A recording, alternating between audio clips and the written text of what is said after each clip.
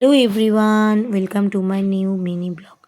অনেক দিন পর নিজের ভয়েসে ব্লগ দিলাম। দিন এখন আর সময় পাই না এডিটিং করার, তাই তো এই জায়গাটাকে তোমরা সবাই চেনো, বেশিরভাগই সবাই চেনো। এটা আমার খুব শান্তির জায়গা, ভীষণই শান্তির জায়গা।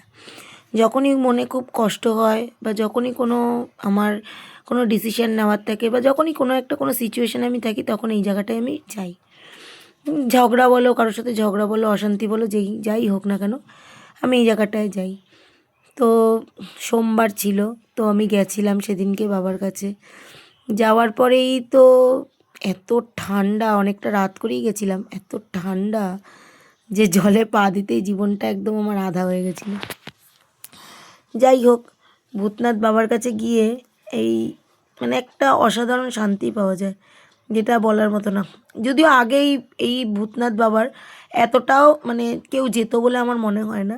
রিসেন্টলি 1-2 বছর ধরে খুবই প্রায়োরিটি পেয়ে গেছে। তো যাই হোক, মাঝে মাঝে আমি যাই এখানে। তো প্রথমে যাওয়ার পরেই দেখলাম লাইনটা তো ঘুরিয়ে দিয়েছে, সোজা ডাইরেক্ট লাইন ছিল না। আর তারপরে গিয়ে বাবাকে দর্শন করতে পারলাম। ওই যে দেখতে পাচ্ছ বাবাকে কি সুন্দর সাজিয়েছে, যে তোমার বলার মতো না, এত সুন্দর সাজিয়েছে। আর সবথেকে ভালো ব্যাপার হচ্ছে ভূতনাথ বাবার মন্দিরের বাইরে অত সুন্দর করে একটা বড় স্ক্রিন লাগানো থাকে, যেখানে তোমার পুরো ডিটেলসটা, বাবার পুজোটা পুরো দেখা যায়। আর মন্দিরের এই প্রাঙ্গণটায় কত লোক বসে থাকে। তো পুজো দেওয়া শেষ হয়ে যাওয়ার পরেই আমরা চলে গেলাম লিট্টি খেতে। আমার ভীষণ ফেমাস এই লিট্টিটা এত ভালোবাসি খেতে।